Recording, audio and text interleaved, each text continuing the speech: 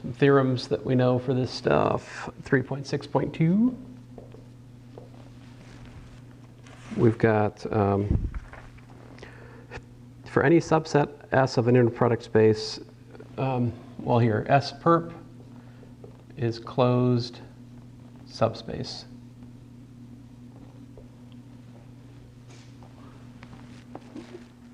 The proving it's a vector subspace is very simple. How do you prove it's closed?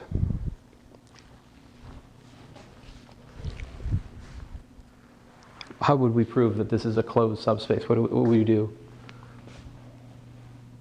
Look at its complement. Nope. Sequential. You're such a topologist. You will always give me the topological definition, like it's in your blood. You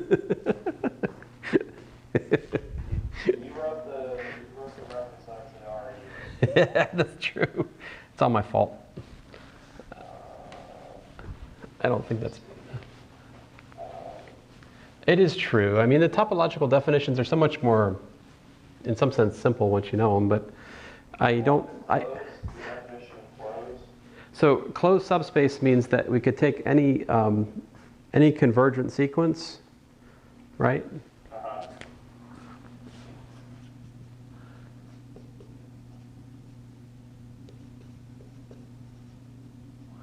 Isn't that right? Any sequence, Xn would be a sequence in S, perp, right? Which converges to X, right? And it's a closed subspace if any convergent sequence does what? It converges to a point within the space. Isn't that our definition of closed? See, I go to page 14. Talk about open and closed sets. Now, I don't remember where we talked about closed subsets though. All right, so we're in the context of a I don't think this book defines closed subset. I'm pretty sure it defines, but closed subspace is a subspace which is closed. So yeah. The question is, what is closed? How do you measure a closed set in terms of norm? Right? Where did we define? How did we had a convenient criteria for a closed set in terms of norm? What was that?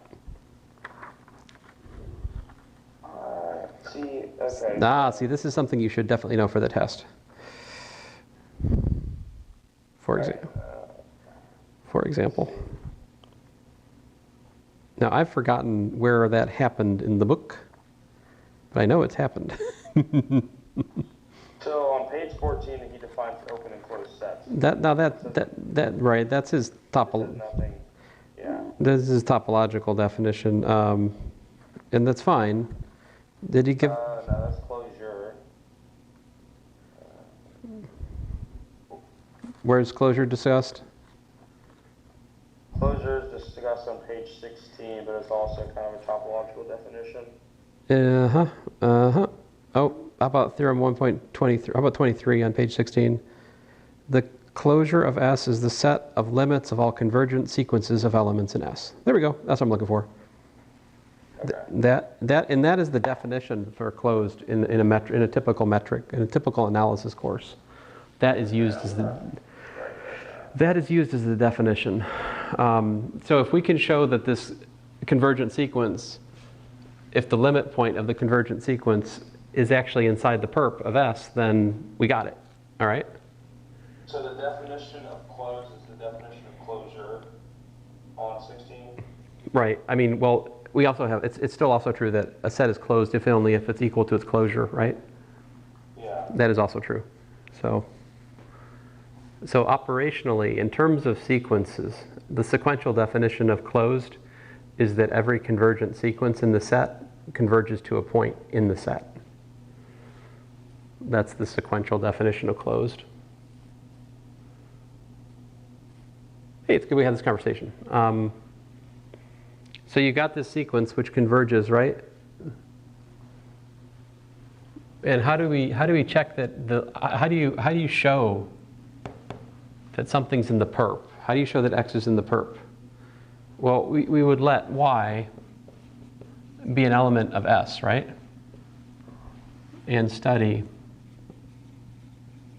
the inner product of X and Y.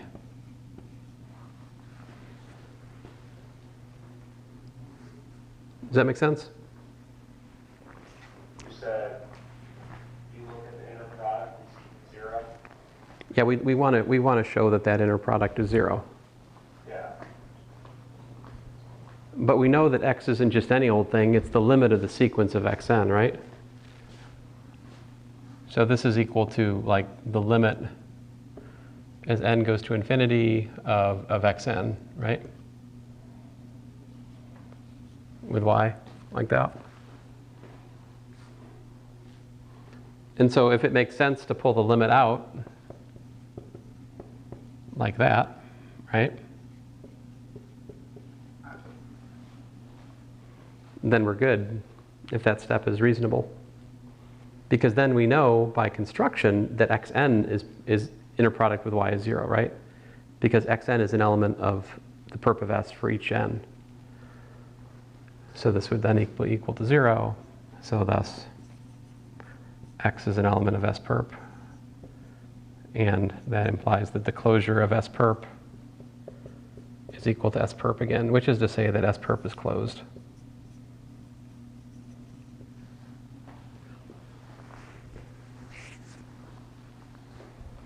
So that thing I just did with the limit essentially amounts to arguing that the inner product is continuous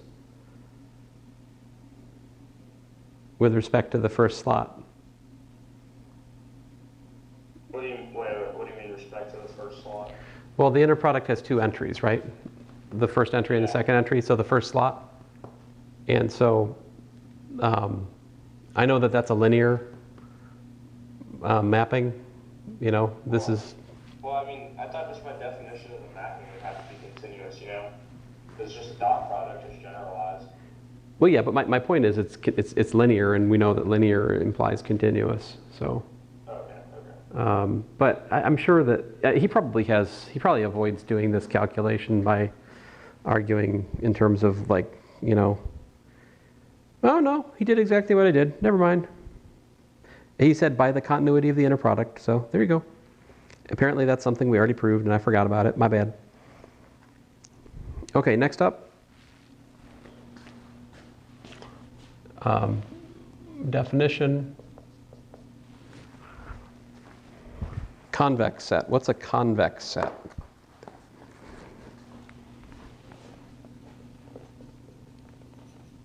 Convex set. U subset of vector space is called convex if for any x and y in U and alpha in the interval from 0 to 1, we have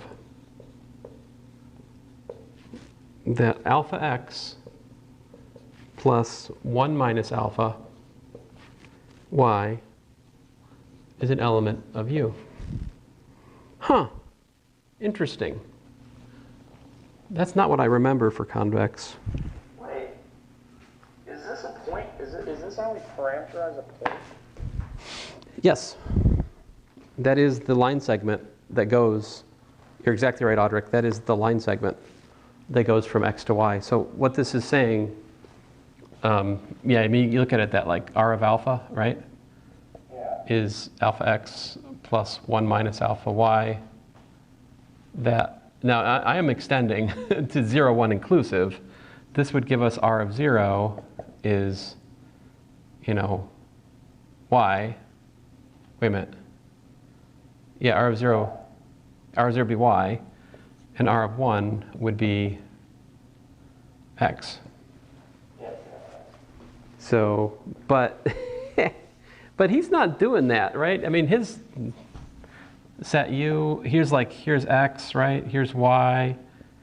And what he's doing, because he's not including the endpoints, right? He's just saying that the fuzzy line segment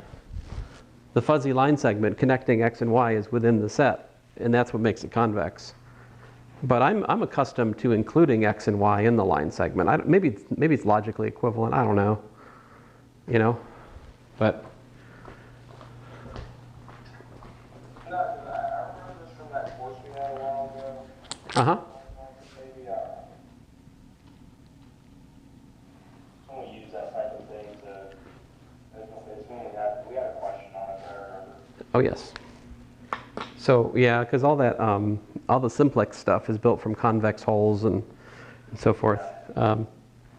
So anyway, that's a set is so basically if it's convex, you got line segments between points or inside the set. For example, if you take a What's themselves in that inside the set? not with his yeah, oh yeah, they do. So why not including the I don't know, Audric, because because the points are whatever. okay. Maybe there's, I'm not,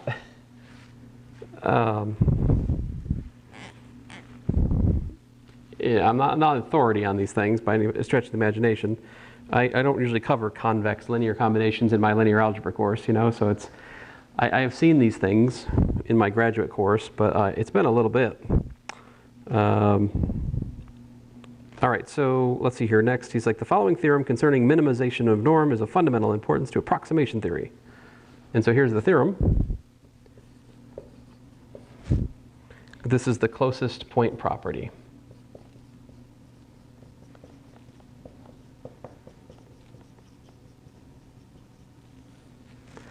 And it says this: let S be a closed convex subset of a Hilbert space S. Let S be closed convex subset of Hilbert space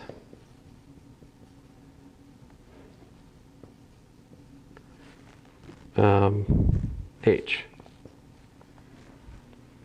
For every point, for every x in H, there exists a unique point y in S such that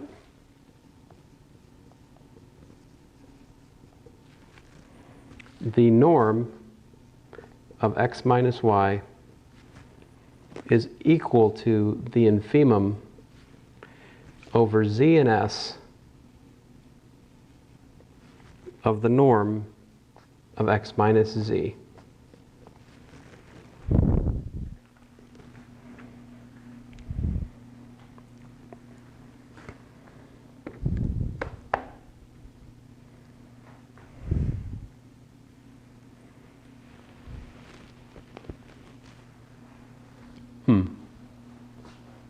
It's tempting to go through the proof of this. It's about a page long. Trying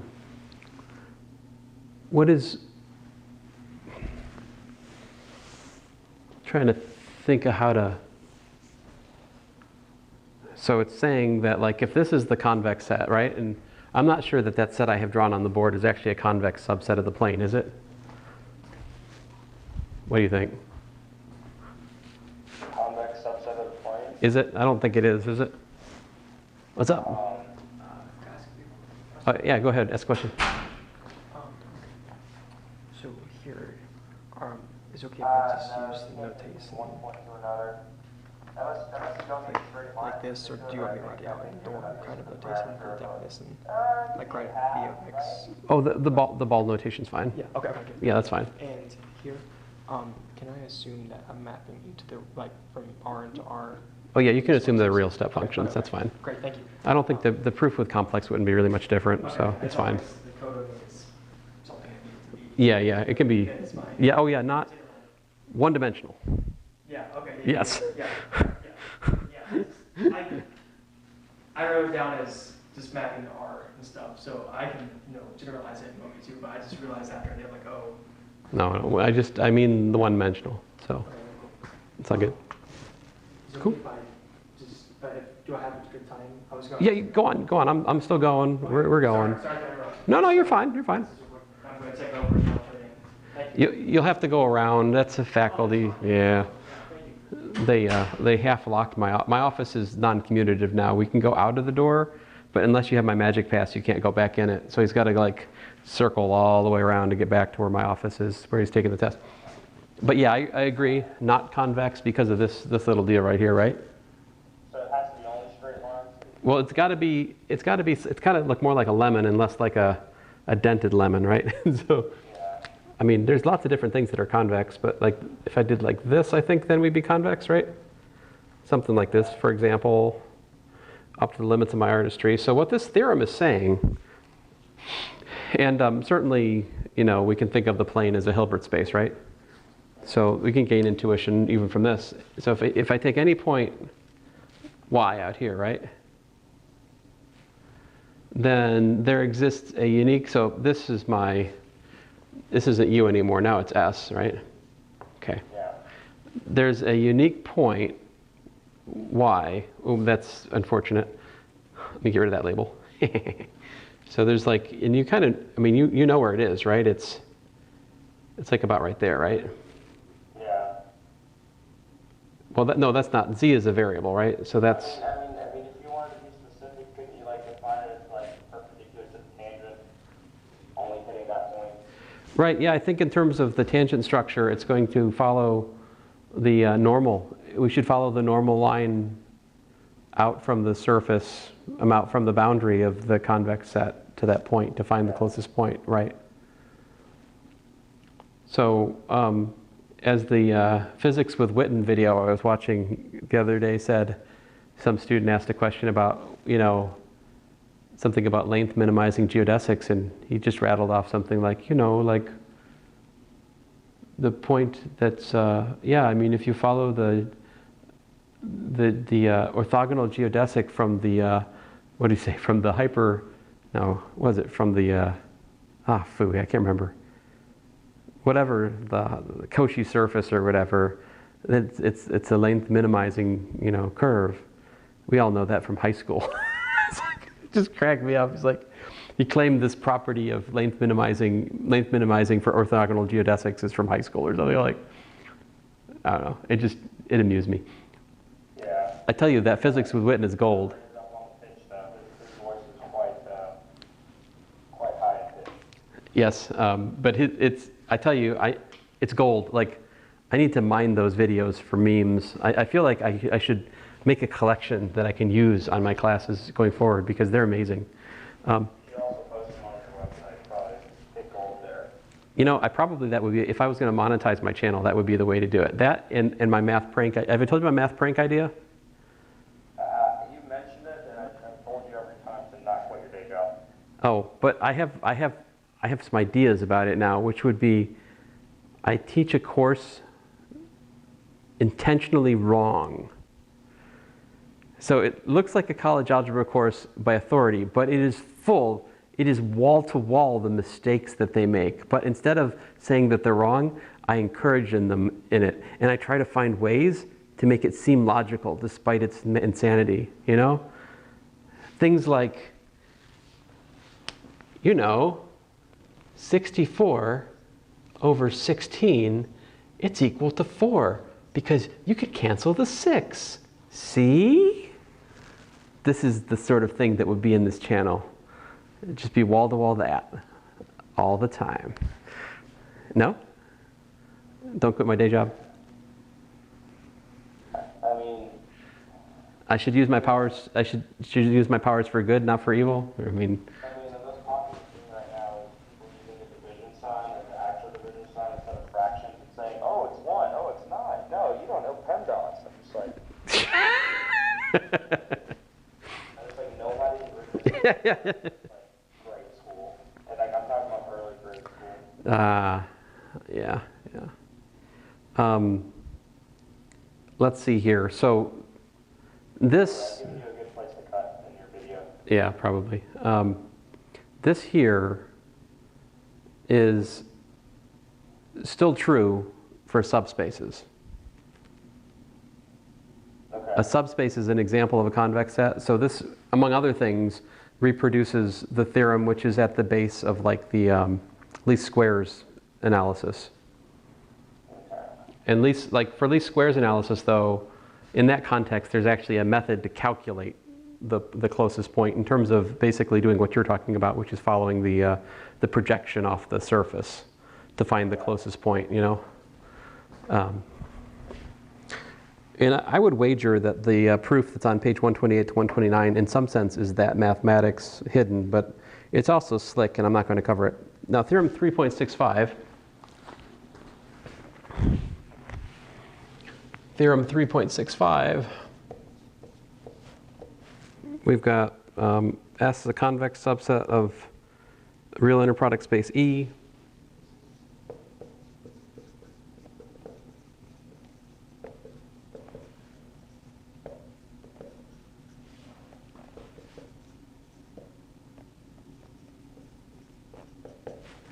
And Y an element of S, and X an element of E. Then the following are equivalent. Number A, the norm of X minus Y is equal to the infimum over Z in S of the norm of X minus Z. B, look at this. The inner product of X minus Y with Z minus Y is less than or equal to 0 for all Z in S.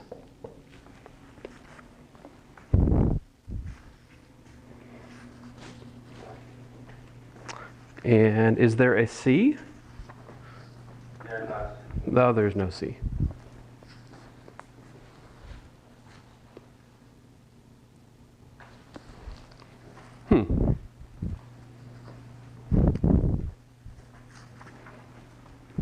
Interesting. So you can characterize, like, infimum is kind of scary, right? I mean, to me, inf is a little bit intimidating for me personally from a calculational perspective. But this on the other hand, feels like something you can kind of sink your teeth into, right? For a specific example. That seems more manageable in some regard. So that's nice. And the proof again is on page 130, and it looks slick. And I'm going to go on. So then theorem 3.66, he's like H1 is a closed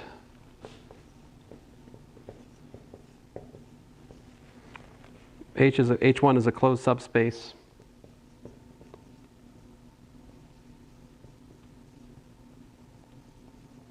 of a Hilbert space H. Then every X in H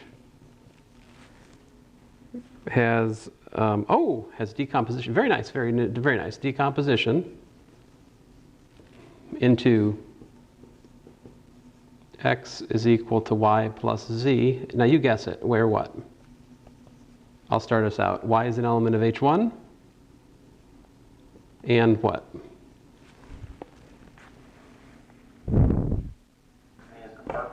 Yep, Z is in the perp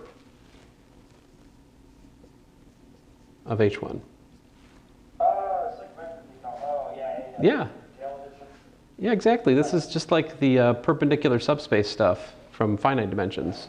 But this is infinite dimensional, possibly, right? So that's kind of neat. And let's see here. Does this work for unit vectors too?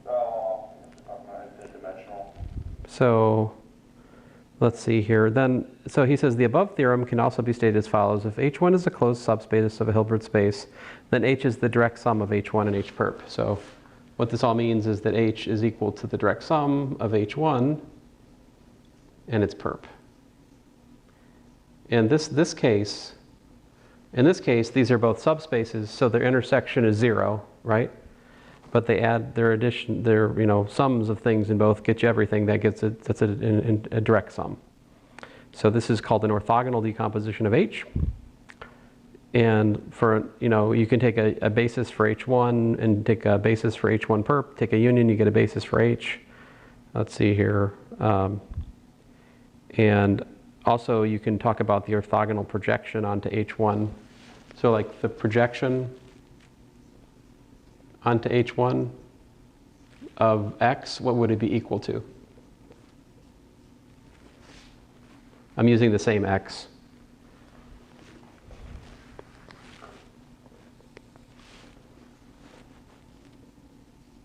What would the projection onto H1 of Y plus Z be equal to?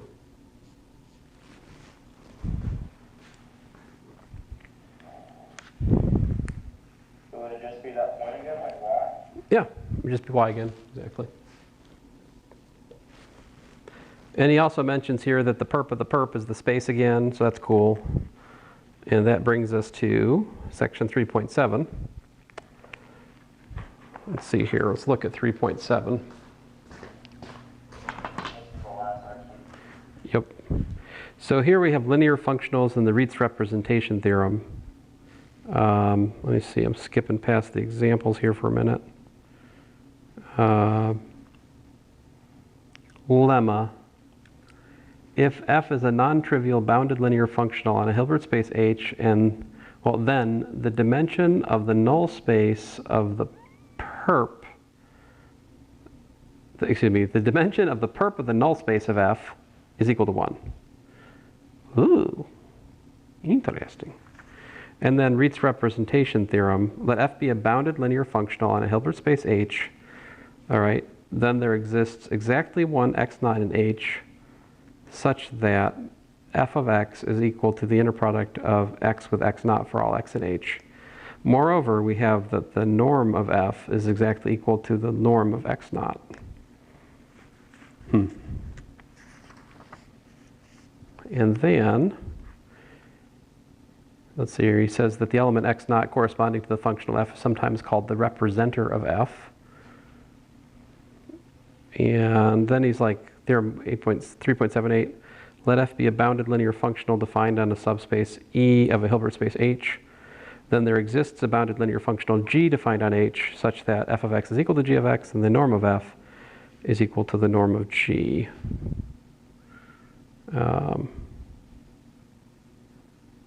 So this is saying you can take a linear functional defined on a subspace and extend it to a linear functional defined on the whole space. In other words, there exists an extension of any bounded linear functional. Now, it doesn't say that it's unique. It just says that there exists. So I suppose it might not be unique in principle.